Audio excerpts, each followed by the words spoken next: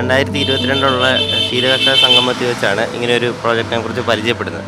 അതിനുശേഷം ഞങ്ങൾ എറണാകുളത്തൊരു ATM വെച്ചിട്ടുള്ളതായിട്ട് അറിഞ്ഞു. അവിടെ പോയി കണ്ടു. അതിനെക്കുറിച്ച് കൂടുതൽ മനസ്സിലാക്കിയതിനാണ് ചെയ്യുന്നത്.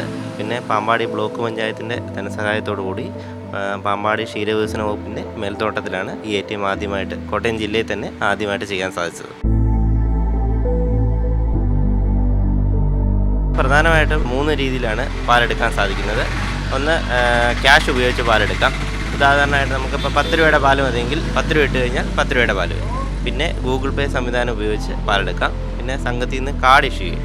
ആ കാർഡ് ഇഷ്യൂ ചെയ്തും ആളുകൾക്ക് വേണമെങ്കിൽ പാലെടുക്കാവുന്നതാണ്.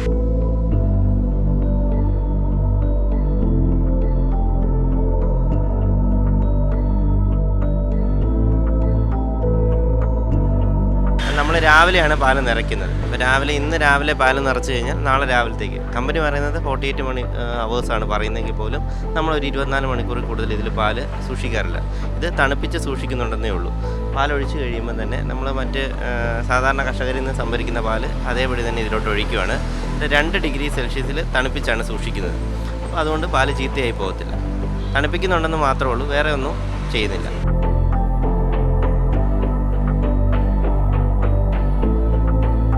എപ്പോൾ വന്നാലും പാല് കിട്ടുന്നൊരു കാരണം നമുക്കിവിടെ രാവിലെ 6:30 മുതൽ 7:30 വരെയാണ് സാധാരണ ഗതിയിൽ പാലുള്ളൂ.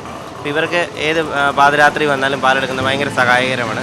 ATMൻ്റെ ഐഡിയ ആദ്യമായിട്ട് ആലോചിക്കുന്നത് സംഘത്തിൻ്റെ പ്രാദേശിക വിൽപ്പന വർദ്ധിപ്പിക്കുക എന്നുള്ളൊരു ലക്ഷ്യത്തോടു കൂടിയാണ്.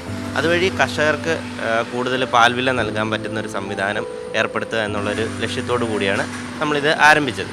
അത് 100% ഫലപ്രാപ്തിയിലോട്ട് എത്തിയിരിക്കുകയാണ്. ഏകദേശം 150ഓളം കർഷകരുണ്ട് ഇവിടെ പാല് തരുന്നത്. ഏകദേശം 2000 ലിറ്ററോളം പാല് നമ്മൾ കളക്ട് ചെയ്യുന്നുണ്ട് ഡെയിലി. അതിലൊരു 900 ലിറ്ററോളം പാലാണ് നിലവിൽ നമ്മൾ ഇവിടെ പ്രാദേശികമായി വിൽപ്പന നടത്തുന്നത്. അതിലൊരു 150ഓളം ലിറ്റർ ഈ ATMിൽ നിന്നായിട്ടാണ് നമ്മളിപ്പം വിൽപ്പന നടത്തിക്കൊണ്ടിരിക്കുന്നത്.